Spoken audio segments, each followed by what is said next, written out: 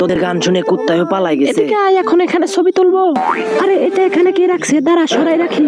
আরে আমার মদের টপ মানে ফুলের টপ। দাঁড়াও চম্পা দাঁড়াও। কি সমস্যা? আরে জান, আমি থাকতে তুমি কেন কষ্ট করবা? তাইলে তুই সরা। ওরে মা রে বাবা রে, মরে গেলাম রে। এত ওজন কেন? মনে হচ্ছে পেছন থেকে হাগু বের হয়ে যাবে।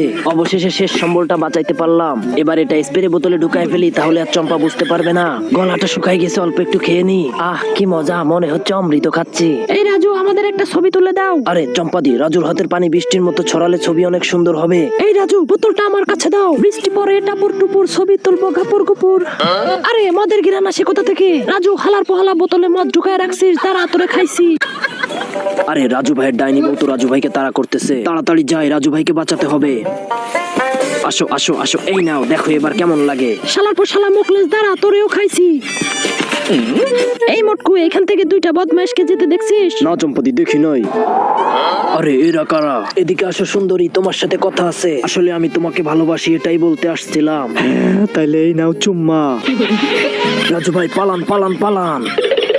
ধন্যবাদ মুকলেশ, সঠিক সময়ে সাহায্য করার জন্য। আরে মুকলেশ দেখ, বুড়ি লোকটা কাজ করতেছে, চল গিয়ে সাহায্য করি। আরে রাজু তো বুড়ি লোকটাকে সাহায্য করতেছে। যতটা খারাপ রাজুকে মনে করি, রাজু ততটাও খারাপ না। খুদাই কলা গাছ কেন কাটতেছো? আরে চম্পা, আজকে তোমাকে স্পেশাল কলা গাছ ভাজি খাওয়াবো। এবার কুচি কুচি করে কেটে ফেলি। রাজুকে সিগন্যালটা পাঠিয়ে দিই। আরে পাছার ভিতর তীর মারলো কে? মা গো বাবা গো, মরে গেলাম রে। এটা তো মুকলেজের চিঠি, মদ খাবি তো চলে আয়। রাজু, তোমার হাতে ওইটা কি? কিছু না চম্পা, আমার হাগু পেয়েছে, দাঁড়াও একটু হেগে আসি। হঠাৎ হাগু পেলো, কাহিনীটা কি? চম্পাকে দিয়ে ধোকা, মদ খাবো এক এক। রাজু ভাই, সত্যি আপনার বউটা অনেক বোকা। আরে বউকে বোকা বানানো কোনো ব্যাপারই না। দেখ মুকলেশ, বুড়িটা কাজ করতেছে, চল সাহায্য করি। আরে বুড়িমা, আমরা থাকতে আপনি কষ্ট করবেন কেন? এদিকে দেন। এই মুকলেশ, ভালো করে ফুটো কর। এই তো রাজু ভাই করতেছি। চল এবার বৃষ্টির মতো বুড়ির জমিতে পানি দিয়ে দিই। এই পুকুর থেকে পানি আনলাম, এই বুড়ির জমিতে দিয়ে দিলাম। পানি দেওয়া শেষ, এই নাও বুড়িমা তোমার বালতি। ওরে হালার পোহালা, আমার বালতি ফুটো করে ফেলছস, তারা তোদের খাইছি। পালা মুকলেশ পালা, আর জীবনে অন্যের উপকার করতে যাব না। এই রাজু, কি করছো উপরে? বই পড়তেছি, দেখতে পাও না? এত পড়তে হবে না, নিচে এসে মাছটা কেটে দাও। বিয়ে করে বিপদে পড়ছি, শালি শুধু আমাকে দিয়ে কাজ করায়। মুকলেশকে একটা সিগন্যাল পাঠিয়ে দি।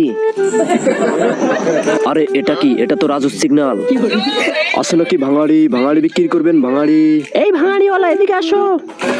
ম্যাডাম, কাগজে তো বেশি দাম নাই, এই ওয়াশিং মেশিনটা বিক্রি করবেন? হ্যাঁ হ্যাঁ, ওইটাও নিয়ে নাও। এই এক কাজ ধর, জোর লাগাকে হেচ্চা। কিরে, তোরা সকালে খাস নাই? সর, আমি উঠাই দিতেছি।